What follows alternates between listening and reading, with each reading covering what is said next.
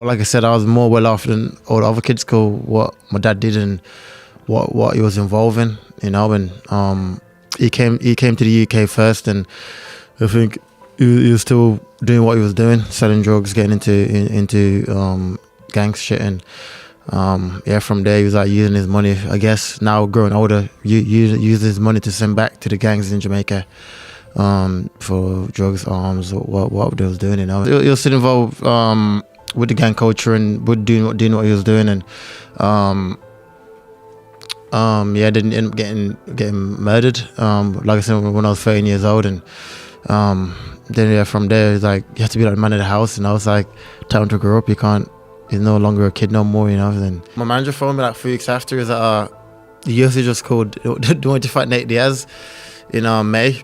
But this was the first fight, and I was like, Nate? He's like, yeah. I was like, okay, perfect, let's get it done. Does your mum watch your fights? Yeah. Or did she watch them? She watched the last one, because what did she say? Oh mate, because the Jamaican women are she's strong, Jamaican. man. They're proper. She's that proper like Jamaican, she was watching it. So when I got rocked by Diaz, when I came back, I was like, Mom, what did he do? Like, what happened? She's like, I opened the window, I started screaming, help! I was like, Mom, you got it. I started screaming, help, blah blah blah. I was like, my heart was in my throat. Boom, we're on. Today's guest, we've got Leon Edwards. How are you, brother? I'm very well, brother. How are you? Congratulations on your last fight. It was good. It was a big fun, but yeah, thank you. Nate Diaz, massive name in UFC. One of the biggest. He's been around for forever, basically, but great victory, which we'll touch on that. You're 9 wins straight, is it? Nine. Can't be loud if I go 10, but yeah. Fuck it, count 10. Counting was out, 10 in a row, so it's a great position to be in, in one of the hardest division in the sport, the welterweight division. So to rack up 9 wins, he said something, I think in history of the promotion, it's Usman, George St. Pierre, and me for the longest win streak in the UFC, in the division. So I'm definitely proud of myself, And you should be. Thank you. It's phenomenal. Honestly, I'll take my hat off to you. I watched the fight. I'm a big fan of Nate Diaz as well. Yeah. But obviously, you've got to support the local lad, innit? Well, not local, I'm from fucking Glasgow. Fuck it, it's the same thing. But I always go back to the start of my guest, brother. Yeah. Where you grew up, how it all began. For me, I was born in Jamaica, in Kingston, Jamaica. Most of my childhood was based in Jamaica, Came to the UK when I was like 13 years old. But less than that, probably about 10 years old. Went to school here. Grew up here in Birmingham, like I said, and it was a wild childhood. Lost my dad when I was 13 years old. It's many different chapters to my life, so it all just depends. How I want to be told. What was school like in Jamaica? From what I remember, it was good. It was good, like any normal school. Obviously the environment that I was in Jamaica was poverty. You can call it poverty. I was brought up in a wooden house with a zinc roof, and my dad was the leader of a gang in the area where I lived in. That's how it all started from that, and just coming from there to where I am now is, like I said, it's an amazing journey, and like I said, I'm proud of myself and what I've achieved. You should be proud. This is only the beginning for what's to come as well. Yeah. So, see when you stay in like wooden huts and stuff, was that just the norm? Was there any electricity or anything? Yeah, for sure. Basically like one wooden shack thing. In that wooden shack, your bedroom, your living room, down. Everything is in that one shack, But like I said, I was more well off than all the other kids because what my dad did and what he was involved in, And he came to the UK first, and I think he was still doing what he was doing, selling drugs, getting into gang shit, and from there he was like using his money. I guess now growing older, use his money to send back to the gangs in Jamaica for drugs, arms, what they was doing, And from there, like I said, I came to the UK. I think it brought me, my mum, and my brother to the UK for a better life, to give us a better opportunity at life. Did he see that there was not much opportunities in Jamaica to then try and give you a better life here. Yeah, 100%. I believe that was his thinking. I never ever got the chance to like sit down and talk to him and see what's the reason he did it. But now, me being a dad, I guess that was his reason. He realized it was a dangerous environment to have his kids in. And the UK was a better opportunity for you to get a better life for yourself and for your family, and that's what he did. And you also have to respect that, to be a man and to came to the UK, not forget about his family back in Jamaica, and still think about them and brought them to the UK for a better life. Yeah, you have to respect that, Yeah. Did you know the gang culture then that your dad was involved in at a young age, or were you oblivious to it? Nah, I knew exactly who he was, in the area, because everyone knew who he was, So he was, as a kid, it's like. Is that cool? But it's like your dad is the main man in the area. It's like you got more privilege than other kids, Yeah. In the shit you can do and can't do, and what you get for gifts and shit. And I was getting like remote control cars and bikes, and like, where I'm from, it's like weird, to get that as a kid. And I was getting all that I had like a PS1 and everything, So like I said, he made the sacrifices. He did what he needed to do with the opportunities that he had, and he did the best he could, So when you come here at 13, how did your dad still end up active from Jamaica to, was it Birmingham? London, yeah, Croydon. So how did he end up active then? What do you mean? Just from like still gang culture? Yeah, he was still involved. Was involved with Yardies? Yeah. He was still involved with the gang culture and with doing what he was doing, and didn't end up getting murdered. Like I said, when I was 13 years old, and then from there, it's like you have to be like the man of the house, and I was like, time to grow up. He's no longer a kid no more, And so yeah, like I said, I understand the sacrifices they made. I've also been involved in similar situations, and I kind of understand his thinking, So how does that play effect on you now? The death of your father. We'll go back to when you were 13. How does that play effect on you? Did you?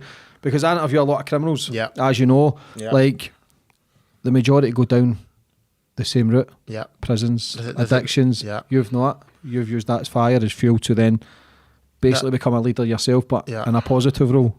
At 13, I'll say from like 13 to about 19, I went down the same path, involved in criminal activities in gangs, and getting into trouble on a regular basis, So yes, I think MMA, you can say, saved my life. I got involved in MMA at the age of 17 when there was a local gym building in my area, in Erdington, in Birmingham. And one day I was walking past my mum on the high street, and there was a gym building above the Blockbusters, and she said, I should give this a go, But I know the reason why she was saying it is to keep me away from my friends, I was like, so yeah, cool, I'll do it. Cause I was always good at fighting, and I was like, okay, cool, I'll give it a go. And I literally fell in love with it. I think MMA was like the father figure that was missing, the discipline, the hard work, and what you learn through MMA, not just the fighting, And I think that's what attracted me more to it, the positive reinforcements I was getting from the coaches, from the teammates, saying, "Oh, you're good. You can do this. If you put your mind to it, you can achieve it." You never had that growing up. I never had that growing up. It's always just about. I wouldn't say it's negative. It was more just about surviving, a surviving mentality. And to have now people reinforcing your confidence and say, "Look, you're good. If you stick to it, you can achieve something." Did you start believing in that? Yeah, I did. I think over the time, the more I trained, the more I competed. My confidence grows, obviously, and the more success I had, the more confidence grows. How hard is it going from what you went through, losing your dad, to then being involved in the gangs yourself, to then cutting away and then focusing on you? Was that difficult at the start? Well, difficult at the start because it's difficult to like if you grew up knowing one thing and then suddenly you just do something total opposite. Yeah. It's like it was difficult at the start, but like I said, the positive reinforcements kept me in the gym, kept me turning up to the gym, showing up, even though I was getting my ass kicked because I was new to the gym. It still kept me there, and I'll go from in the morning to the night. I was be there all day. I'll train in the morning. I'll chill all day in the gym. Then I train again on the evening. You know, and that's what I was doing from the age of like 18 to now. You know, and I think I credit it to the positive reinforcements I was getting from the gym to keep me in the gym. Who gave you those positive reinforcements? Just my coaches. What was their names? Mark, I think he was one of the owners of the gym. People like Vaughan Lee at the time. Silk. There's a few people at the time that was reinforcing this in my brain, you know. Confidence, belief in yourself, and just a different way of life. You know, this is not the only way there is to achieve greatness in life. And I think growing up, that's all I thought. I want to be a gangster like my dad, and I want to. This is the way to get respect. This is the way to. But it's not, you know. And the more I dive into MMA, the more I dive into like the mental part of it, my world open up. You know, the more I travel. I've been to I lost count how many countries I've been to because of MMA. You know, and meeting different people, and your brain just open up. And the more your brain open up, you just can't relate. No, I can't relate as much no more as I could as a kid to like the street, you know. Because you've got sons at 10?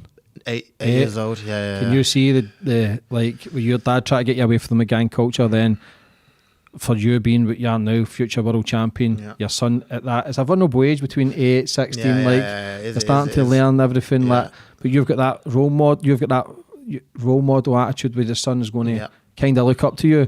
But you looked up to your dad when you fought violence would have... Like, was the way, you know. It was a way to try and make him proud even though he was dead. Yeah. Even it's a weird... Like, looking back now, it's a weird way of thinking, you know. But when, like I said, at a young age, from 8 years old onwards, it's like... I couldn't imagine my son going through what I went through as a kid, you know. Like I said, I was in a war zone when I was a kid, you know.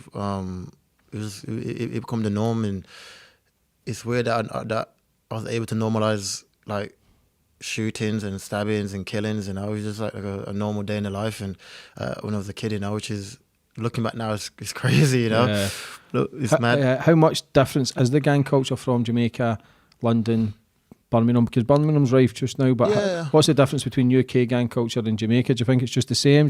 Nah, it's not. Worse in Jamaica? Yeah, way worse in Jamaica. Way worse. I think they're way more violent, you know. Nothing to lose. Way more violent. No cameras. The police is like the same as the gangs, you know. It's just like it's way worse, you know. Obviously UK is still bad, but there's different levels to I would say in African life, and I think as far as murders go, I think Jamaica is way worse for it, you know. What about your first fight? What was your first fight like? From a boy from the streets who think they can fight to then get into an MMA gym, you know, it's a different ball game. I actually done good in my first fight, my amateur fight. I actually did good, you know. I think I stopped the kid and knocked him out in like 2 rounds or something, you know. But I was training for like a year before that. But before that, my club, my gym had like an interclub, which is like different gyms to meet up and basically have a fight. And I won that tournament. That gave me more confidence in myself and more belief that look, I might have something here, you know. I might be able to do something in my life here. And then from there, I went to my first amateur, like I said, and I got the victory. So I think every time I want to work harder, because I know, like, look, there's something there. You can actually do something. If you dedicate yourself and work hard, you actually could, you know. And I was more realising that the more I competed. The more hard work you put in, the more belief kept growing. Yeah. What about when the UFC came calling? When was that, 2015? Yeah, I think about 23 years old, I think. 22, 23 years old, you know. I was already the Bama, at the time I was a Bama champion. World champion now? For Bama. And my manager came to the gym one day and they're like, what do you think about fight? What do you think about Brazil? I was like, what about Brazil? She's like, what do you think about fighting in Brazil? I was like, that would be good. UFC just called and said they want you to fight in Brazil in like 3 weeks, 3-4 weeks. I was like, started crying and shit. I was like, perfect, you know, because like this is like everything you work towards as a kid, and to come from where I come from to now to be able to be in the UFC, it was a dream come true, you know. Yeah, there's not many people done that so far, especially from the UK, especially with your record now. Like, you are the man. Yeah, in the UFC for the UK, that's absolute flying. Your division, I believe, is the strongest. Yeah. there's so many great fighters, but for your division, man, it's unbelievable. You lost, was it the first 2 fights? And one. I lost my first fight in UFC. How was that feeling? Horrible, you know. Was it? I hate losing, and this I work so hard and train so hard, you know, because I hate the feeling of losing. But I think now I've turned it all into lessons, and now I understand why I lost, and I study why I lost, and I try to get better, you know, and that's what I do. And I've like I said, now in a 10-fight win streak, and every time I lost, I always come out better, you know. Even though it hurts, but I think sometimes it's needed, you know. Yeah, it's painful. Yeah.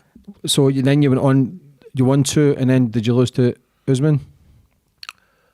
Yeah, that's it. I lost the first one, 1-2, then lost to Usman. And that's the last time you'd lost? The last time I lost, 5-6 years ago. And that went to distance as well? We went to distance. So there's a lot of... In his hometown as well, you know. Yeah, get it in there. In his hometown, but it's all good. Like I said, it's always a lesson. And I think at the time as well, when I fought Usman, in the UK, there's a weird thing where it's like, you get to like a level, you know, like, you need to go to America to improve. Succeed, yeah. You know, you can't do it from Birmingham. There's no one there to train with, blah, blah, blah, you know. And as a kid, you started believing this, you know, because the older guys are telling you this, you need to go to America, you need to do this. And I started believing it, went to AKA from a camp for Usman. But my whole camp was all to do with defense, like don't get taken down and all defensive, you know. I was going there with like a defensive mind state, and I went into the fight. That's where I fought. I fought with a defensive mindset. I wasn't thinking about what I need to do. It's more just about what he's gonna do and don't let him do it, basically. You know, and that's not a good way to look at life. All fine. You know, if you should go out there, do your thing, and let him adapt to you. That's the way I look at life as well. And so yeah, I've since that I've came back to the UK. Came back with my team that I was winning with. I was winning with my team. Came back with my team. Fixed what needed to be fixed, and now here I am, 10 fights. Back to basics. Back to basics, you know. Does that still sting, his defeat? Yeah, for sure. Every day, you know, and I think that's what drives me, you know. That's what motivates me to keep winning, and I just hate the feeling of losing, you know. I think I put so much into it. It always reminds me like I'm going back to where I started. Like every loss I take, it's always like, oh, I'm going back to Jamaica. It's like I put it in my head like, I make it bigger than what it is in my head, you know, and I think that's why I work so hard and dedicate myself so hard. So one of the longest winning streaks in welterweight history. Yeah. So how do you end up losing the first 2 and 4 fights and thinking, was there ever a stage that you were going through and you thought, fuck this, like, maybe I'm not as good as I think, or did you use the negativity and the losses as tools to then kick on and go on a great winning streak? I used it all to motivate me, you know. I used my upbringing, my everything to motivate me to be better, you know, and that's just mentality. I always think is way worse. Like I couldn't be doing, you know, like you're getting paid to do what you love doing. You enjoy doing it. Why now? Like shy away from it, you know. And I think that's just a way I look at it. Really, just every loss I take is always just about learning from it and growing from it. Obviously, it's hard at the time when you're going through it, but you come to like of the end of it. It's a great thing, you know. Yeah, especially growing up in the tough streets of Jamaica. So if you have a loss, you're probably thinking it's fuck all compared to what people have to go through where you grew up. Yeah, the killings exactly. and murders and robberies. So it's basically, I'm fighting in the UFC, I'm making some money, Yeah, I'm exactly. making my family proud, you know what I mean? Exactly. Which is a good still thing. Hurts though, the last one.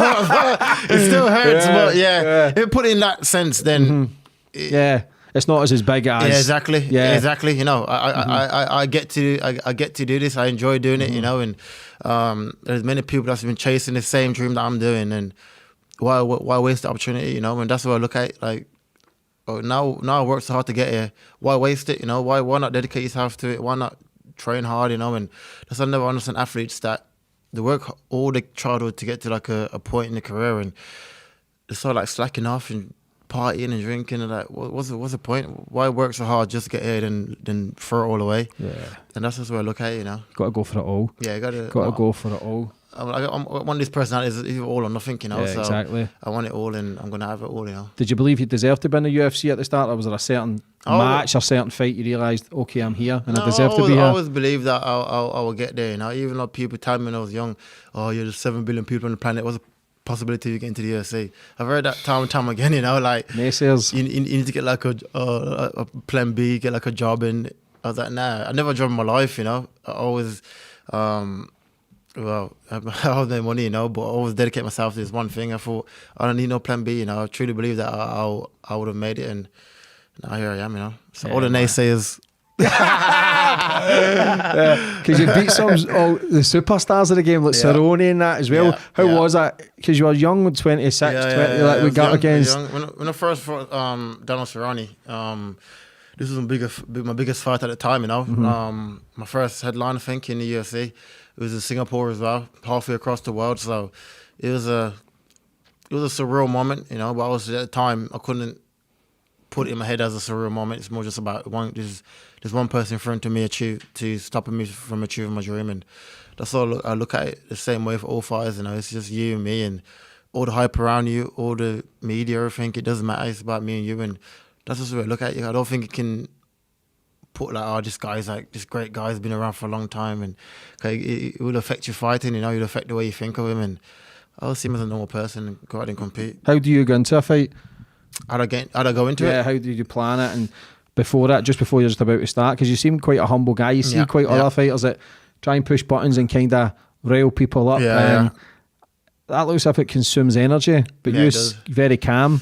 Is that your game plan? Yeah, just stay calm, stay relaxed, and I think, like I said, once you believe in yourself, let the fighting do the talking. Let the fighting do the talking, you know. Like I truly believe I am number one in the world, you know. I've been saying it for a long time, and I know when I was younger, people were like, nah, you're not, blah blah. You won't make it to the top 10 in the UFC, and you know, I've heard all this my whole career, you know. But I really believe I'm number one. I truly believe it, and I keep proving time and time again. And I know they don't want to keep doubting me and don't want to give me the respect of it, but what more can I do? You know, I'm long as I go out there and win. That's all I can do, and that's all I'm focused on. Go out there, compete, win, and let the world decide. You know.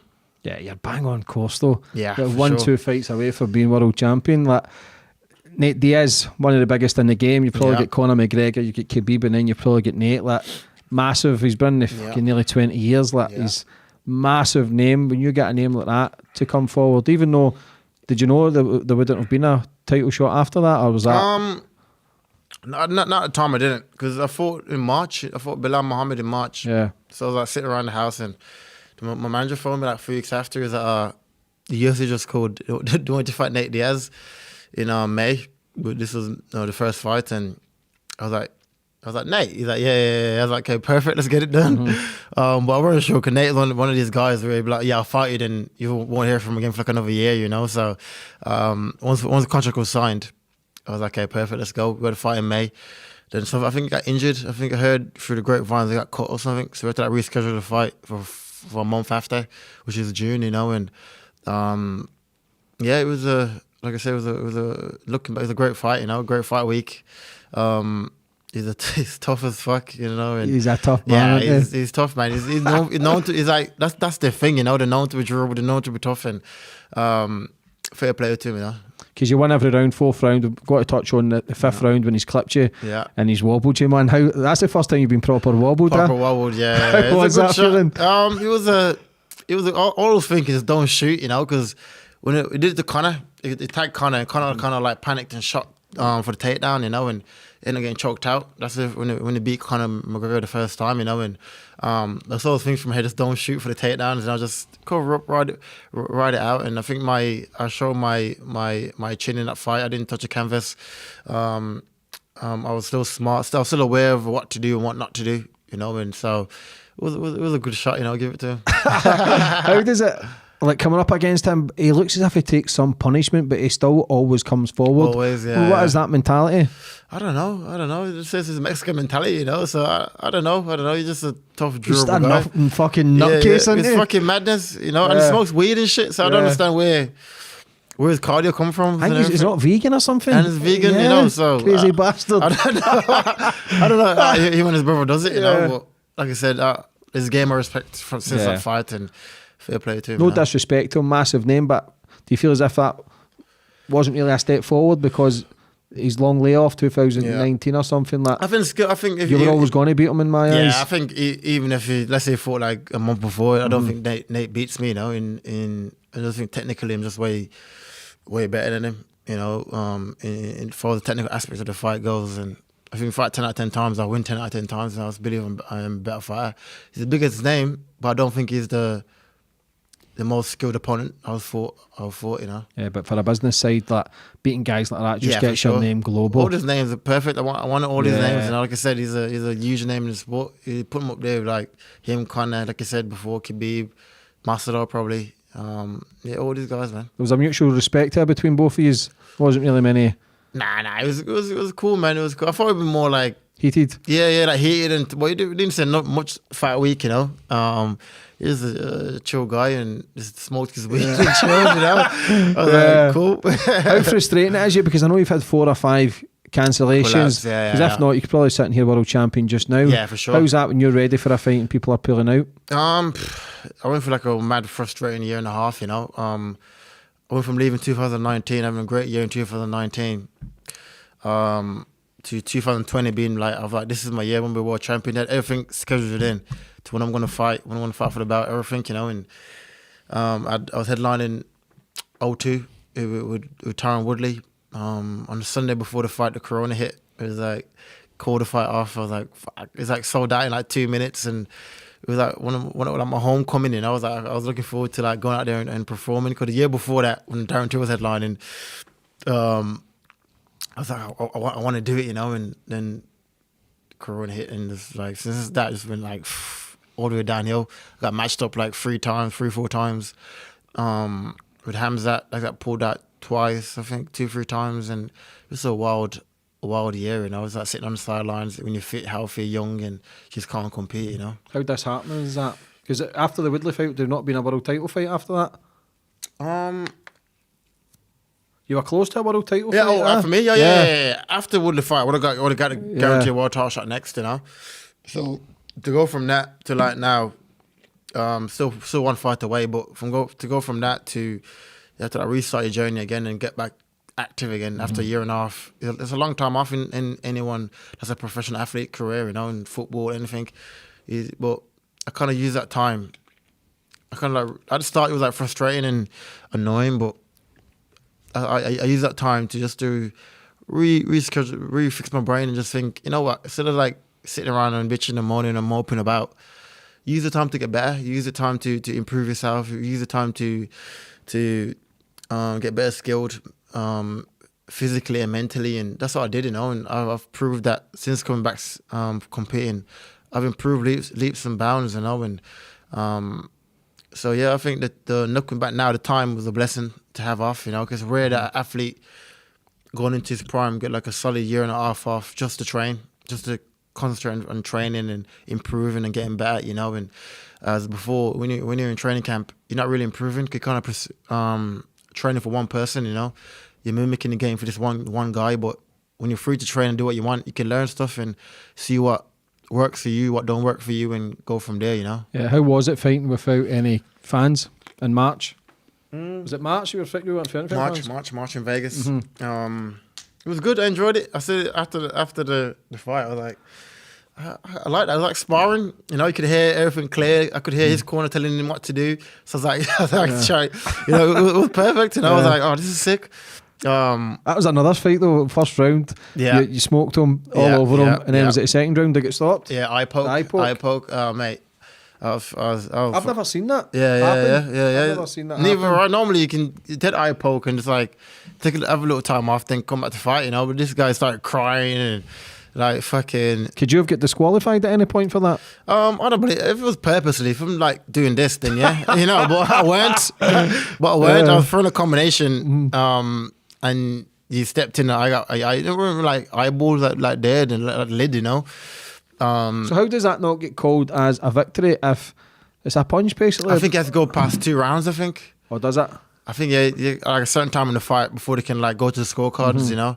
But even though it's like a knockdown, you won because he had to stop, so that you don't get the victory. How is that? I claim it as a victory, to be honest with you. But you keep saying 10. I claim it, but I don't know. Just gave me the DQ, you know. I was happy they didn't put it on as a loss. My first loss in my career was the same. When eye poke, it was like a knee. The guy was coming off the takedown, and I threw the knee before his knee was off the floor, and we started like rolling around and and gave me a loss for that. You know, it was like it's not a loss. Worst case scenario, it's a DQ. You know, not so that was my first loss in my career. You know. So where do you go now? You get Masvidal? My plan is to fight for the title. You know, I spoke to the UFC. Is it Masvidal? Masvidal Usman is the world champion right now. Masvidal, obviously, from what happened in London and all backstory, I think that's a fight the fans want to see. You know, so either way, the cookie crumble. You either go straight for the title shot, then fight Masvidal after, or Masvidal first, Usman after. I don't think it matters. I think either way is if you beat Diaz, Masvidal, then title shot, it's perfect. And that's fucking next level stuff. Well, that puts you in pound for pound one of the best then. Yeah, for sure, 100%. But he just keep making excuses and running and saying he doesn't want to fight me, you know, so we'll see. Why? I don't know. Everyone wants it. I want it. The UFC wants it. It's been out. Fuck them all, like, let's go, you know. Yeah. I'm ready to go whenever he is. Because Dana White was speaking about it yesterday. Yeah, I seen it. Yeah, I seen it. He wants it. So they want it, you know. I want it. But like I said, you cannot force a man into a fight. You know, if he doesn't want to fight, you have to see him. They've lost a lot of fights as well, Masvidal. He went through a spell there where everybody loved him. He just looked great, and then the kind of fires went out a bit as well. Yeah. Do you know what I mean? But he did. Everybody wants to see the fight with yourself and Usman. It's that's the life-changing fight for yourself, isn't it? That's the game time, win the world title, everything you've worked for, and then you sit with the belt, man. You're thinking, it'd be fucking amazing, you know, to have that, and just for me and my team, you know, just to have it for the kids that's coming under me as well, just to see, like, look, you can achieve it coming from where I come from and the background I come from, and just like giving them motivation, you know. I think we've already right about. I'm already a success in my life. You know, I am financially well off. My family's happy. My son is healthy, and obviously I'm going to win the bout. Really believe I'm going to win the bout. But I do not put my happiness in the bout, if you know what I mean. You know, but it's going to happen either way. Yeah, of course, because that's not where you're going to find your completion or your all fulfillment. Like, see, when you're going through your fights and stuff as well, is your dad still at the back of your head? Yeah.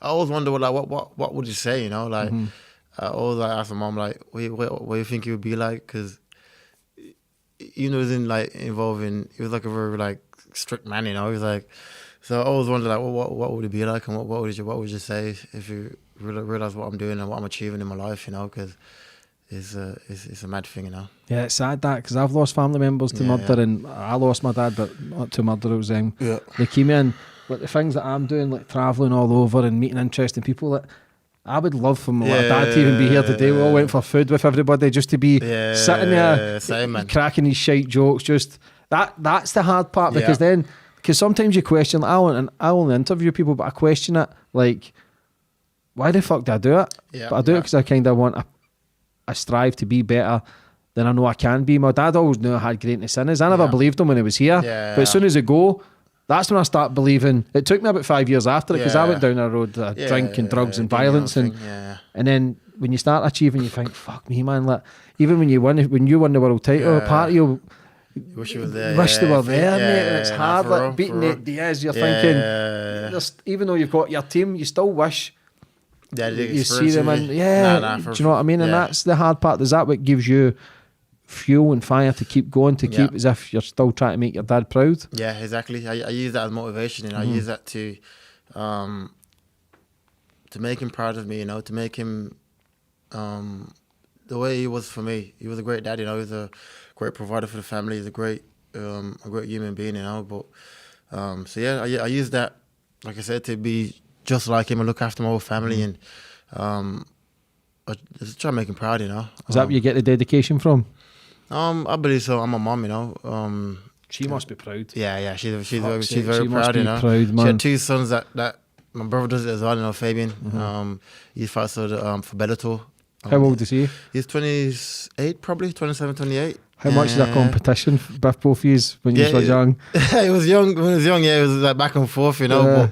But like I said, I'm proud of him, you know, for what he's achieving. And he always copied what I did, you know. When I was on the street, he kind of like went down the same path as me. And when I came to MMA, he got involved in MMA, you know. So I'm very happy now to be a positive role model in his life, you know. That's a good thing, because I've had brothers on, Mikey, who does the fighting and stuff. His brothers would have followed him anywhere he went as well, but he went down the life of crime. Yeah. And they followed him, obviously went into MMA later in life. And that's the difficult thing, is to be a role model for the right reasons. Like if you went to prison, no doubt your brother went because he was trying to keep the family name or whatever. Yeah, exactly. You're fighting for nothing, basically. You're fighting over postcodes that people who don't give a fuck about you anyway. You don't fucking own the house and the postcode, you know. But when you're young, it's like it's all in your brain, you know. You think it's the easy way to make money. Your friends are loving it, your girls are loving it. You kind of just like fall into this trap where you think this is it, you know. This little area that you live in. Yeah, that's the world, you know, and it's not, you know. But since traveling, like I said, I think that's helped me like open up my mind, you know, my brain into different stuff and different way of living and how different people think, you know. But at the time when I was young, I truly believed that this was all it was. This life was all it was. This little area, this postcode, these gangs and drugs, and this was life, you know. But and that's the scary thing about life. Like people are stuck in a loop where they think it is normal. That you go back to the Jamaican days. That there's so much potential there. So much potential in Birmingham, Glasgow, London, Liverpool, and they just go down certain routes where they never ever find their true potential. And I think they say that the richest place on the planet is the graveyard, because people are going with books that they never wrote, or songs that they never sang, or fights that they never fought. There's just so much potential everybody has, whether that's whatever it is, it's to find your potential. So when you started finding it, now you're feeling good, going for world titles. People will be looking up to you going, if he can do it, I can do it. And that's what it's all about. So there's not many UK fighters in the UFC. Big Paul Craig as well from Scotland, who's flying just now. Dan Tull, yourself. Would you ever go up a division and fight Dan, or do you think he could ever come down, Battle of Britain kind of thing? We was going for it back in the day. We was both like going back and forth back in the day too. One time we was both welterweights and I was both the same weight class, and but it never materialized. You know, the UFC was like, we wanted to happen, but let's like grow the profile a bit bigger and then make it happen in the UK, you know. But you end up moving up moving up to middleweight. He's still a megastar. He's a funny bastard. He knows how to promote a fight. He's a good lad, man. Since, I love him to bits, mate.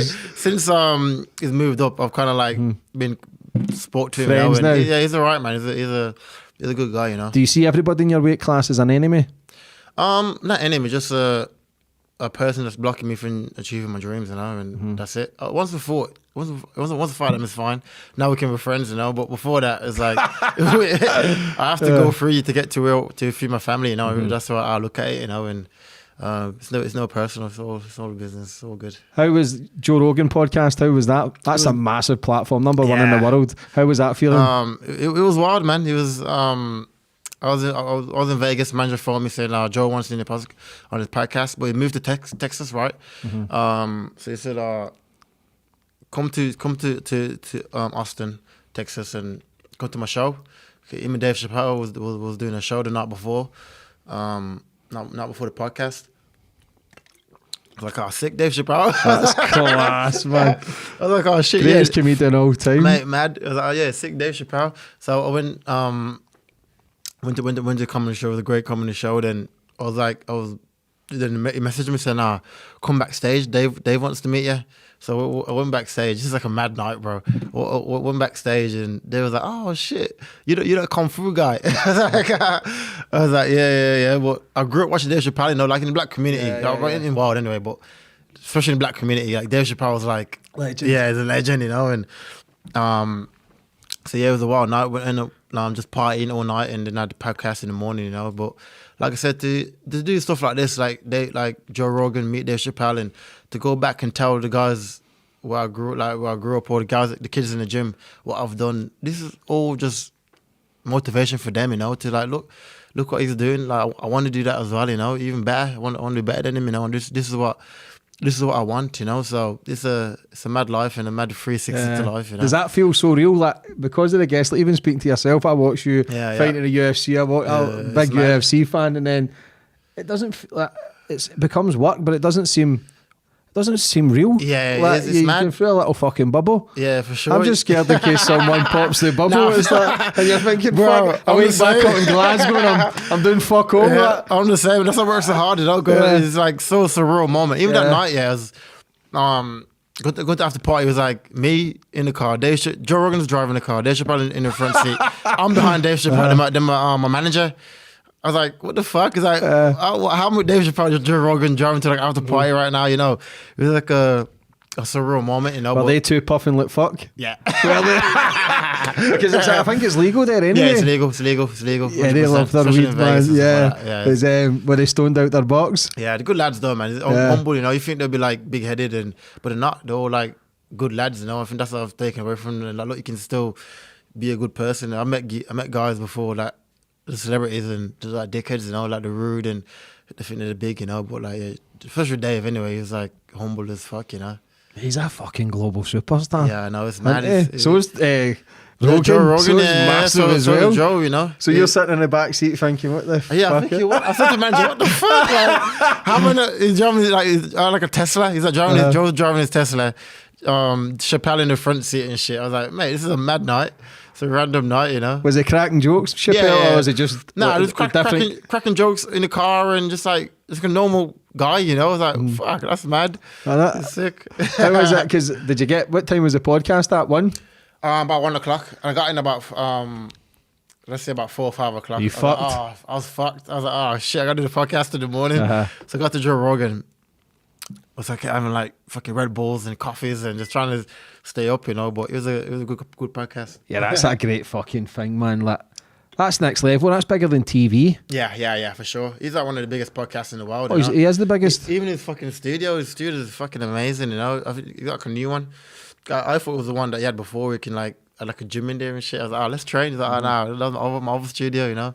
But yeah, even his studio is like because he can scrap. Yeah, he can scrap as well, can't he? Yeah, it's good. He's like, he was showing me like sidekicks and shit and shit. He did taekwondo, I think he did for like years. And yeah, he's a good guy, man. What does your friends and that say? Is there any? You got any jealousy towards what you're doing? No, not from my friends anyway. I get it from like random people, not from my friends, you know. But this is the thing. All my friends now are doing great things, you know. They all got like businesses and stuff that they're doing, you know. So when I started doing MMA, I think that kind of like helped my friends. They want to do great as well, you know. So they started like, I got like a care company. One got like a care company for like old people. One got like a building company that would do like kitchens and bathrooms and other stuff, you know. So all my friends are all succeeding in their own way and in what they're doing, you know. Yeah, strong network is important for having good company and people who believe in you instead of the naysayers. Like, can you imagine surrounded by somebody every day telling you can't do something? Mate, I had it when I was young, especially when you're young. That's like when you're young and you have like an older guy telling you like, look, there's like 7 billion people on the planet and everyone chasing this one dream. Like the possibility of you achieving it is low. This told me, you know. I was like, I thought, nah, like it's gonna work, you know. Like I really believed that it's gonna work in my heart, you know. And I just work towards it and blocked everything out. Just work towards, just show up at the gym and put everything I could control. I did it, you know, and that was it. Does your mum watch your fights? Yeah. Or did she watch them? She watched the last one, you know, because what did she say? Oh mate, she's a Jamaican woman. Yeah, she's Jamaican. Man, proper. She's that proper like Jamaican, you know. She was watching it. So when I got rocked by Diaz, when I came back, I was like, Mom, what did you do? Like, what happened? She's like, I opened the window, I started screaming, help! I was like, Mom, you got it. So I started screaming, help, blah blah blah. So, my heart was in my throat and stuff, you know. But you gotta imagine, it would be crazy watching your son fight, you know. He'd be mad. Yeah. But like I got a kid now that's like, he's 8 years old and he does jiu-jitsu and kickboxing, you know. And I couldn't imagine him fighting, you know. Does he watch your fights as well? How does that then, to ingrain that, to be a winner, to be potential future UFC world champion, like for such a young age, because you're a late starter as well, 17, 18. 17, 18, yeah. Like, it's late. Yeah, very late for martial arts. Yeah, for people starting at 11, 12. Yeah. That's like, for example, football. Let's say start football at 18 years old and now in the prem, it's like doesn't work. It don't work, you know. So I put it down to like obviously my hard work, my natural gift and God, you know, and I'm a high believer in God and a path, you know. So yeah, I think for my son, he's proud of me, you know. He tells me all the time, and like all his teachers know me and everything, and he's always telling me like what the kids say in his school, and So yeah, that's what makes me proud and makes me work hard, you know. That's the thing like we spoke about. You don't want the bubble to burst, because once it's gone, it's gone. Yeah. Can you enjoy the journey though, for what you've achieved, what you're coming through? Because everything seems to go fast, doesn't it? Yeah, Seeing you're doing well and you're meeting amazing people, you don't seem to take it. And it's when you go home, you're lying in your bed, you think, fuck, what did just happen there? Yeah, it's mad. Yeah, same as like Joe Rogan experience is the same thing, you know. Like, cause you're just in the moment, you're not really thinking, it's Joe Rogan, Dave Chappelle. When you get back to your house, you're telling your friends. They're like, no, you did it, Dave Chappelle. I was like, bro, look at the picture. Like, I was with him in the car and that. But they don't believe me, you know. But it's a mad life, and like I said, I work hard and put a lot of time into it to make it work and to achieve my dreams. And I think as long as you put the work in, your bubble should keep growing, you know. Yeah, because you're a good guy. You do a lot of knife crime stuff in Birmingham as well. Yeah. Let's touch on that. So I've like I said, I've been involved in knife crimes, gang crimes and stuff like that from a young age, and I've lost many friends to being either stabbed or shot from doing it and from being a victim of it. You know, I've seen both sides of the coins, and even just last year, I've lost one of my friends from getting stabbed on Father's Day in his neck, you know, and bled out on the street. And I've started a charity, me, Darren Till, Jimmy Manuel, about knife crimes, about helping the youth that's involved in gangs to get better, you know. So Jimmy came to me one day and he mentioned it to me. So what do you think about doing like a charity? I was like, perfect. I was thinking about it. I just didn't know how to do it, you know. And he's like, so a good idea to get Darren involved as well. I know he'd been stabbed before, I think. Darren. Yeah, he was. Yeah. Nearly died. Yeah, I heard. And it's like, okay, let's talk. So I spoke to Darren, and he's like, yeah, perfect. I want to be involved as well. And they were sort of like brainstorming like how to do it. Then we got the UFC on board, spoke to the UFC about it. They was on board straight away, and now it's basically done now. They're funding it. So the aim of the charity is to partner up with the police as well, and a charity called Legacy. They've got a few different locations around the UK, one in London, one in Liverpool, and there's one in Birmingham. You know, and we're basically mentoring the kids and just like talking to them, training them. If they show potential, they will pay for their membership from any gym that they want to go to, like a martial art gym they want to go to for a year, which is like a scholarship basically. And yeah, that's the aim, really, just trying to give back. You know, the kids that grew up how we grew up, show them a different way of a different life. Yeah, that's an amazing thing, mate. Like, that's what it's all about. Yeah. Like, even though you won titles, your son's proud, your mum's proud. Like, trying to give back is where you find a bit of balance, and you find, okay, I'm really doing. Dan Till's, like I say, he's a fucking legend, funny bastard. I'm good friends with Dan now. Like, he's a good lad. He's just a funny bastard. Like, he's got the watches out. He's got his fingers in every pie. He's just a kid from Liverpool doing his thing. You just know. You have to respect it. You know, I know a lot of people hate on him and just haters and stuff, but you have to respect it. You know, I anybody that works hard to get to where they want to get to and achieve it. You know, I never hate on it. You know, I always respect it, and I think that's, for me anyway, that's what motivates me, is the giving back part of it. You know, because when I was younger, it's all about me. I want to be like, I want to be rich, I want to do this, I want to do this, you know. But when you get to like a point, you got like money, but you're traveling by yourself, you're doing shit by yourself, it's not as fun, you know. It's better when you can like give back and help people. Yeah. And, that's where I find my happiness now, you know. But that's the hardest thing to do, is to try and do something legit. Like, anybody can rob a bank, anybody can do bad stuff, anybody can stab anybody. Yeah. But the hard thing is to actually change your life, make your mum proud, your son proud by doing the right things. That's the hard part. That ain't easy. Nah. That's why not everybody can do it. Exactly. So that man who's talking about 7 billion, you're lucky if 1,000 people, you're 1 in 1,000 chance of doing it if you stay focused. Yeah, exactly. Like, 7 billion, that's weak people. How many times do you sit in a pub and somebody says they could be a contender, they could be a footballer? Do you know what I mean? But they're sitting in their only 30s and 40s. Well, if you know your mistakes, why not do something new and focus on that? Like, your life's not over. There's always something to give. There's always something to give. Exactly. But it's always, like I said, in your life, you know, of naysayers that, I think, like I said, I believe in God. I believe that God put him there to test you, you know. He put him there to see if you really want it. You know what I mean? Do you truly believe what you're saying? I think that's why these guys come in your life, to try to derail you from your path, you know. And I just use that as whatever, you know. I don't. You just because you think that way doesn't mean it's gonna happen to me, you know. Yeah. And I've always been that way, been my own man, you know. That's how it's best to do things yourself. Because if you tell someone your dreams and ambitions, they've not got the same focus or vision, so they speak you out of it. Yeah. They'll eventually. They can't see it. You know, they can't see what you're saying. So you're telling them, let's say I'm gonna open a business. but they're going to tell you all the negative reason why you can't open a business. So saying, "Oh, yeah, if you try this and do this and to help you with it," which is it's just the way the world is. I think that's why you gotta be solid mentally and stay focused on what you want to do. Put a plan towards it and just achieve it. Everything's about risk. That's it. Somebody's got to be world champion. Somebody's got to be the biggest podcast on the planet. Somebody has to be. Why not me? Why not you? You know, we're on path. Why not? Fuck them all, mate. Fuck them all. Why not, man? It's gonna happen, you know. And like I said, I can tell from the way you work that you're serious about your thing, and so am I, you know. And why can't we be, let's say, for example, next Joe Rogan and next world champion? It will happen, you know. Exactly, man. Why not? You've got to believe. Like, I just want a bit of freedom. I want to be happy, but able to travel as well and meet great people. And do you know what? I'm actually doing that, but I don't feel as if I'm there yet because I've become greedy to it. Want bigger and more. Yeah. Which is good though. It's a good mentality to have. You know, is that wanting more, and even though you achieve so far great stuff, you also want more. You know, which is good, but you can't let it be your main.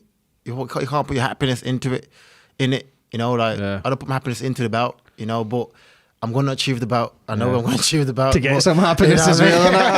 An extra wee sprinkle of happiness. Well, I'm going to get it, you know, but I don't like, if I don't get it, I won't be like devastated. You know, I will get it, you know.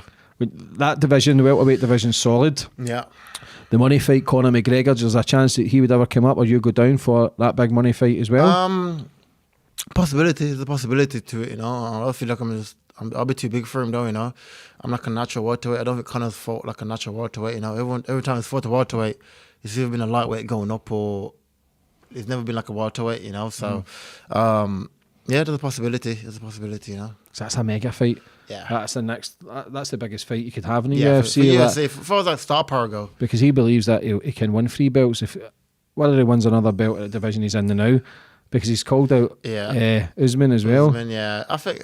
Like, if you get that belt and he calls you out, man... Yeah. We've got the same manager as well. So it'll be easy. We've got the same management team, so that'll be easy to get made, you know. But, I don't think that'll be wise, Yeah, not so for now. Everybody always mentions him in the UFC. What do you think his next fight coming up? Do you think he'll win? If you make the right adjustments, it depends, you know. He's made like over 100 million and it's difficult to, you know. Give me 100 million. I'm dead, you know. So, I've fucking seen you eating cakes just now. He was eating cakes today. So, let's see his motivation, you know. Let's see his motivation. I want him to win for sure. You know, I think I like people that do great stuff, you know. He has done great stuff. He won 2 bouts in the UFC. He's made hundreds of millions coming from Dublin, so I like to see him win. Fucking amazing what he's done, man. He is a superstar. I know people like talk shit about him and say, he's cocky, that's blah, just blah, blah. Jealousy. Everybody would want what he's doing. Exactly. Do you know what I mean? That's what we're all working towards. Exactly. He's done it. The guy done it in the space of 5-6 years. Obviously grafted behind the scenes, but to then create whiskey businesses, clothing brands, fucking he's got gym stuff, food. Like, I respect that massively. He's a massive name. And I think he should beat Dustin, you know, if he's focused. If he comes in like today's, then I think Dustin beats him. But when he's focused, he's good, you know. Yeah, he's unbelievable. Listen, people forget that he was 2-weight world champion, the first in the UFC. Exactly, you know what I mean? But then you could see the mobility, you could see the way he was moving. He looked like he looked different next person. level. He did. Then when the money comes in, and then taking a year out, 2 year out, like how hard can it be when you've got a son and a daughter now? You've got your son, like, to get to a certain level. Say you made a few million. But listen, give anyone 100 million in the bank. It's gonna be hard to fucking. Mate, I'll be back on the gear, mate. Hookers everywhere, mate. I would have been podcast right out in the air, mate. Fuck everybody, mate. Like, it would be difficult to be the same person, you know. So let's start looking down on everybody. All this shit that we're talking, fuck everybody. Yeah, it's madness. That's like people like Mayweather, people like that. It's made like hundreds of millions, 800 million in his career, and it's still focused. Never drinks a day in his life. It's like it's a weird man. Different people, you know. So. Fair play to him. But anybody can get there. You can. Anybody can get. Well, I don't visualise to be that wealthy, though. I believe it could mentally fuck you up, man. Like, but I don't know, man. Do you ever worry that your fire could go out? As far as like fighting wise and hunger. Eventually, it's gonna like it's like anyone, you know. Eventually, you're gonna get to an age where you won't be able to compete, you know, and in any sport, fight sport is a short career, you know. So I think it's good now to make the right investments and the right connections now, you know. So when you do retire from the sport, I'm still be well off, you know. How many years do you think you're going to give it? I'm 29 now, so 5 years. 5. Nah, 35. That's my prime, bro. You'll never retire, mate. That's probably like late 30s. You're going to go 38, 39. I think, though, the people who go older find it more difficult to quit. Yeah, but if you won the world title at 29, 30, true. Then you've got to do your defences. But true. Yeah, would you struggle to quit? I don't believe so. It's such a weird question at such a young age. Do you know what I mean? I don't really think that far ahead. You know, if I was like quitting, but I know there's gonna come a time where when I can't do it no more. I'm too old. My body's not the same. I'm not reacting the same, and I won't hang around to get like knocked out by young guys. You know, like so there will come a time that I'm making the right choices now in my life and doing the right things now. So I can walk away comfortably, you know. 'Cause I think the reason why people stay around sport or fight game is because either they blow all the money when they're young, partying and enjoying life, and then they got older. Oh shit, I need money, you know, to carry on my life, and they want to stay in longer, you know. So I think as long as I make the right decisions now, I'll be able to make good investments. Not quit, but like retire. But there's great money in UFC now. It's not like back 5 years ago, 10 years ago. No. You look at some of the greats who fought then; they were fighting for buttons. To be fair, I believe the UFC fighters are still underpaid. For sure, definitely, and I think that probably will change. I know a lot of people's been speaking out lately that I think John Jones and that's wanting mega money for the fight, but and rightly so, man. He's so you should, you know. I think you're putting life at risk. You should get paid for it, you know. I think with the UFC. Because it's a new sport as well. It's like been like 25, 30 years old. So I think it's still kind of like figuring out how it's done. You know, I think that when the NBA first started, NFL in America, it was the same kind of thing. The guys was lower paid and they had like a blackout and they had to like change the structure of the paycheck. You know, I think like it has to be like over 51% go to the athletes. You know, and I think in the UFC is opposite. You know, it's different. So we'll see. Yeah, because it's usually the guys that are putting your life on the line. Life in line for it, you know. You're still getting paid for them. You're still working for a corporation that's, like you say, still trying to figure it out. But I think if enough people come forward and speak, then they will start making it, because it's a fucking $1 billion company. Do you know what I mean? The other day for like 4 billion, I think it was 4 to 6 billion. So sorry, there's money there. Greedy bastards. There's definitely fucking money there, you know. But I think eventually, I don't think in my lifetime it will change drastically, but it will change. But eventually, I think it'll be. It's a growing sport. It's one of the most popular sports in the world right now, and it will definitely change. What about, who would you have loved to fight? I know you want Usman for the belt, but is there any fighter you've ever watched? GSP, you know, like for welterweights, he's a legend, isn't he? Yeah, he's like a legend. Do you think he'll ever fight again though? He beat Michael Bisping. He came back like a couple of years ago and beat Bisping, you know. So I don't think, not in the UFC if he does anyway. I think it's probably like try like YouTube boxing out. Everyone's doing. There's involved. Throw a couple of $100,000 now. We'll fight any cunt. YouTube boxing. So that's a great how does that? How does that annoy you? You like a fighter, true fighter, trained all their life, and then a couple of kids coming in from YouTube and making more money. It doesn't bother me one bit. Like I said, I don't watch another man pocket. You know, like fair play to them if they want to come in and they can get money to box. It doesn't bother me. I don't know why people hate on people that do good. You know, I don't care. You do your thing and I'll do my thing. You know. Yeah, see, I'm the same. I see it as opportunities. Yeah, but I think it's bringing more eyes as well to boxing. Yeah. I think, you know, I think boxing's kind of dying out a little bit. But I think people are now starting to say it's becoming a laughing stock because there's so many of these fights now, and it's been getting boring. Like, I want to see Joshua and Fury fight, like the big fights. It's difficult. I just don't feel as if they get made as fast as the UFC. You've got one belt, the best fight, the best. I think that's what's killing boxing. You know, the one division is like 6 different belts. So you don't know who the champion is. You don't know. It's difficult to understand. You know, which is UFC. Like I said, there's only one belt. So you know exactly who the champion is. You know the route, there's a ranking system. So you know who should go next, and so it's a. I think it's like I said, it's a new sport, but it's all the kids now that I know is going into MMA. You know, like back in the day when I was young, all the kids are going to like boxing, football, and different stuff. You know, so I think for MMA, the next like 20, 30 years, it's going to be a huge sport, you know. Where do you go from here, brother? What's the plans for the future? Obviously, world title fight, hopefully this year, starting next year. But what's the plans? Where do you go? Is it just... Right now, for my goals, my career-wise, my plan is to be a world champion by end of this year, early next year, you know. By March, I'll be a world champion. And then from there, I want to be going on one of the greatest of all time to ever do it, you know. And just that's my goal. I was focused... goal at a time. For the first goal is to be world champion. Then I'll go from there and recalibrate and see what's next, you know. And like I said, make the right investments, more money, and just enjoy life with my family and my friends. Do you ever rest? Yeah, for sure. Yeah. Can you rest though? You seem like the kind of guy who's constantly wanting to train. No, I train. Even like now, I'm meant to be having like time off, but I'm still like I train once a day. You know, I enjoy it. If I don't train, I feel horrible. My body feels shit. My mentality feel like shit. You know, so I enjoy like even like running. Just go for a run. It doesn't have to be like a hard session.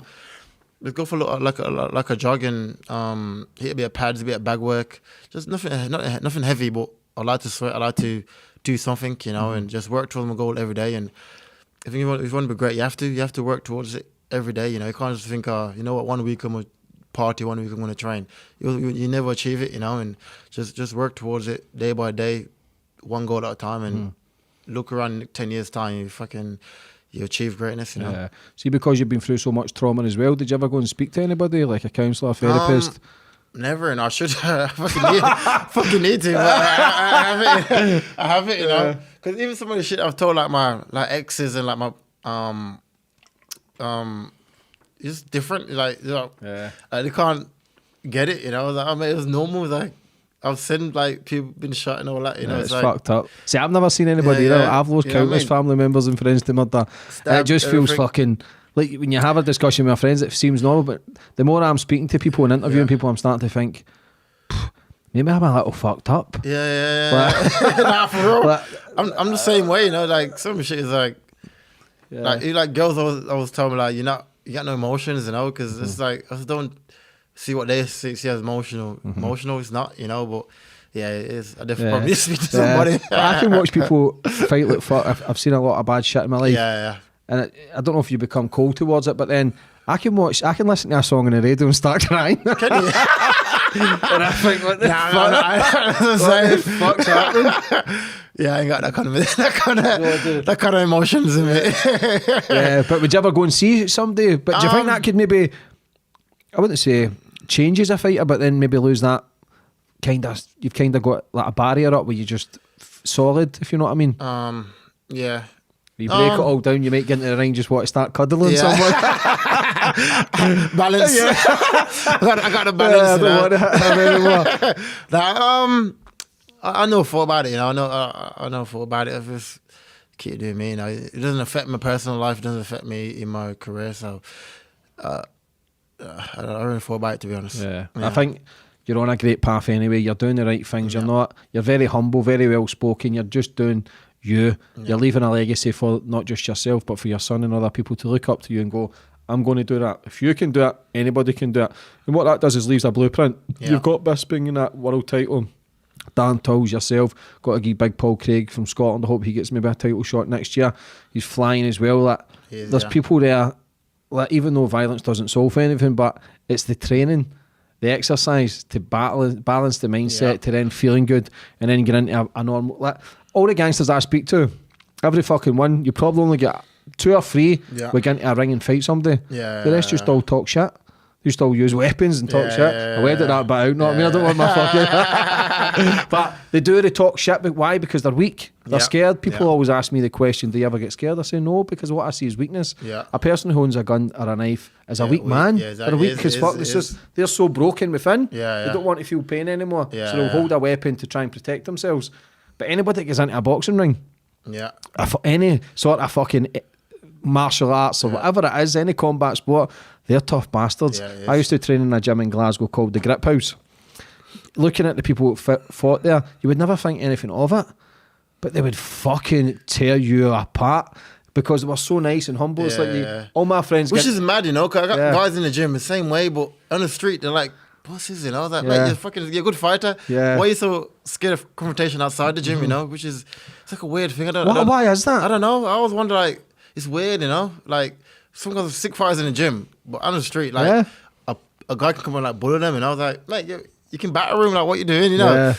I don't know what it is, like a weird mentality, you know. It's because they're so good, but they're so humble. They don't need to prove anything. To prove it, it's the ones who want to fight and shout, and I see weakness. The loud ones, it's the loudest is the weakest. Nah, for real, I believe that as well. You know? But I think, like, for me, I think my upbringing helped me with my fighting career, you know. If I was like, the no fit aspect of it and seeing a man as a man, you know, I don't really build him up to be something that he's not, you know.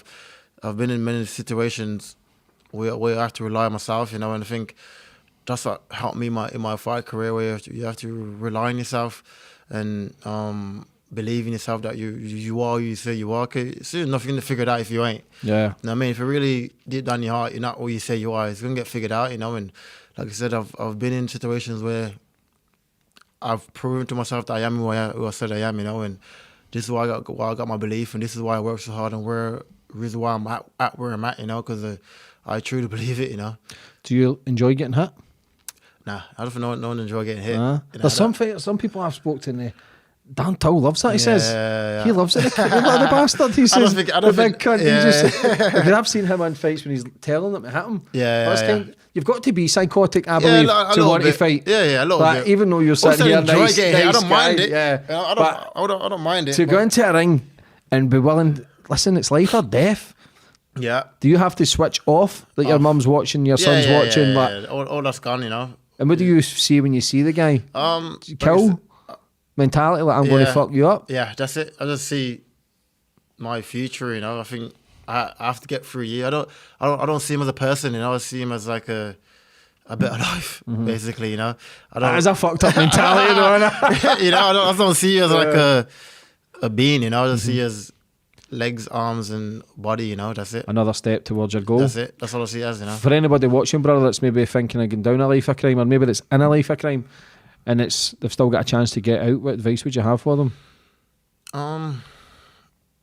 If you've got a chance to get out, then you should. You know, there's more to life than the streets. You know, like I said, I've lived it, I've seen it, and I was brought up in it. You know, there's the end to it is either see a prison or death. You know, if you're really doing it, if you're really involved in it, see a prison or death. No, I can't name.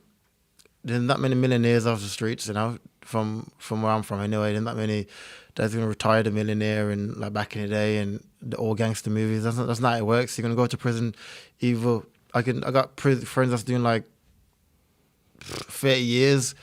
You know, he's just 20, he was like 21 the other day, and he's like 35 years in prison. 35 years, 21 years old. Like, mate, it's like it's a different life. You know, it's not what you think it is. And all your friends that you think that are gangsters, they're not. You know, when the pressure comes, and people start snitching and snaking you, and you go to prison, and your friend is having sex with your girlfriend, and it's a snake world, you know. And why would you want that? Why would you want to make your family proud and your mom proud and provide? That's a real gangster to me now. A guy that can fucking buy his mom a car and provide for his family and do what he wants to do, you know. So that's, if you want to be a gangster, that's the gangster you should be, you know. They can go take your family on holiday and whenever you want, and one that works hard and a man with principles and morals, you know, and that's it. Yeah, that's a badass mentality, is to do something in your life and try and help out the people who's helped you when you had fuck all. That can be the difficult thing. Yeah. The real people that help you, don't like your family, not no friends that you think are your friends. Some of them ain't your friends, you know. I've been in a situation where I seen my friend snake my friend, you know. I was like, mate, I thought you were friends. Yeah, so there's no loyalty in that game. No loyalty. It's the difficult thing. You know? Because obviously you've got a great story. Yeah. World title this year, next year. Yeah. Then you get potential book deals, documentaries, films. Like I love I also that documentary. You know, I always want to do it, man. Yeah. I'm trying to find like a camera crew now. I can like go back to Jamaica, show like Jamaica. My dad was buried in Jamaica as well, so I love to like go back to his grave and everything. You know? With your title. Yeah, my title, man. So it's gonna. Yeah, get that sorted. So that I believe it will happen now. Speaking to you, that everything's to do with vision, law of attraction, belief. You already told me you already believed you're number one. Yeah, that's all. You've already completed it. So when you eventually do win it, it'll feel normal. It'll feel fucking normal. And it does, like even that now when I'm just winning, it just feels. After it's finished, it's like, Do you feel underrated? Do you feel as if you're not getting the credit you deserve? Especially going on a 9-1 win streak. You say 10-1, but let's go for 10. But to go for a 10-1 win streak, do you feel as if you're not getting appreciated enough? Yeah, for sure. For what I'm achieving, I don't think I'm getting the hype that I should, from what I'm doing and what I'm achieving. Coming from where I come from, not many people from UK. Especially from Birmingham anyway, in the UK, that's doing what I'm doing, and to be the number one fighter now in the UK, I'm ranked number 2 in the world, and achieving what I'm achieving, I therefore feel underrated. But like I said, I do not care. I like I said, if I believe that I'm going to achieve it, my aim is just to provide for my family, achieve greatness, and do my thing. When it's all said and done, I'm not going to look back when I'm 70 and be like, oh, you know what, I wish they fucking liked me. I won't, I'll be like, look, my mom's retired, my son is nice and paid for, and I'm living good, That's all that matters to me, and that's what I look towards, That's the best way, because that's all outside noise anyway. Yeah, as an elephant, sometimes it's good to fly under the radar as well, because then when you eventually do become king of the fucking the world, then everybody think it's all kiss ass, it's all fake. Yeah, it's all fake. You can get sucked right into it. And it's easy as well to get sucked right in. All the limelight. All the girls, and if all the girls like you. If you call the girls like you, but they don't like you, they like you for who you are, But see, he's an object. I've seen men that's like, they lose their life to the fame and the hype, but that's all bullshit. That's the fake. That's the fake end. But you've got your head screwed on. Sure. I think once you dedicate yourself, that will all come as out. Don't chase it though. Yeah. I'm not waking up every day chasing hype and all this. Just do my thing, and that will all come. If I control, I can control. Everything else will come. And that's what I believe, and that's what I've been working out for my life. So keep doing it. How does it feel to be number one in the UK? It feels good, Coming from that guy that told me that it's 7 billion people in the world. What's the possibility of you getting to the UFC? What a miserable bastard he is, man. I can't remember his name. I would have fucking said his name. Fucking miserable cunt. I can't fucking remember his name, mate. But to come from that to now number 1 in the UK and number 2 in the world is what a journey, what a story and what a life. And from Jamaica to now UFC, it's a fucking great story, man. That is a great story. Like, that has potential films, that has potential documentaries, books. Like, to becoming where you came from, especially losing your dad, and then fighting the streets of Birmingham, London, to then changing your lives to being world champion. Like, that's what it's like a Rocky fucking film kind of thing, innit? It's like also I'm proud of myself, it's like belt or not, I'm a fucking winner in life, I've turned it around, and I could have went down the same path. I could have been dead all 7 life in prison, Even like the other day, I spoke to one of my father's best, like his right hand man, and he's doing life now in prison. He's been in there since I was 14 years old. He's been in prison, and I spoke to him the other day. I spoke to him for like 10 years, and for some reason, for my mum, because even they're always like close because they're young, and I was spoken to, I told about my dad and stuff, and when you're 13 years old, you ain't got really like a clue who your dad is. You kind of know, but you don't know. You know what I mean? So it's like a dream. Yeah, so I'm asking him questions about my dad and shit, which is like weird. Now, I'm a big man now, but you still like want to know, and you just say, "No, yo, you'd be proud of you," and keep doing what you're doing, and that gave me even more motivation to want to do more, Yeah, that's what you need. Everything's about timing. You probably didn't want to ask those questions back then. Like, now you've succeeded. Yeah. You've become the man that you knew you could be. You've become the man that your dad probably knew you could be. Now, your dad was involved in life culture, but it doesn't mean you're a bad person. My uncles were involved in bad things, but I loved them to death. Yeah, exactly. I don't believe in wars, but my granddad fought in World War II. I still fucking loved him. He's obviously seen potential. Now, if your dad could have stayed in the gang culture in Jamaica, but you wouldn't be where you are now. No. You could have been dead and your dad could have still been alive. Exactly. Imagine if they left us in Jamaica, let's like when it came to the UK, he got remarried, he got married to a woman in London, and still brought him from Jamaica to the UK, most men that even now that I know, they'll fucking they'll get remarried and forget about like his kids in Jamaica and his ex-wife, in Jamaica. I got new missus and new kids in London, So I'm saying his morals and the way he thinks is what I think, He's a family man. Family man, no matter what, it's about your family, about your kids, and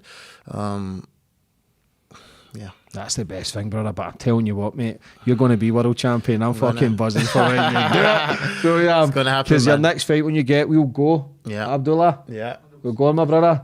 And next interview as well, the battle will be right. Yeah, fucking right here, mate. And that cunt who says about the 7 billion, mate, he's getting a picture right up here, that negative bastard, mate. But would you like to finish up on anything, brother? Just thank you for the interview. To my sponsors. Who's your sponsors? I've got Mantrix, got Junus CBD, got a management company as well called Kings. I've also started managing like athletes from my gym and from other gyms and around the UK, like young kids, giving them opportunities and showing them the lessons that I learned from the game, and I've got a great team behind me that's helping me with that, and yeah, it's a positive thing, I'm going in the right direction. Yeah, mate. Future world champion, you're already believe it, but for coming on today, brother, and telling your story, listen, I'm genuinely backing you. I can't wait to see you win that belt. Good man. God I appreciate bless you, it. Thank you.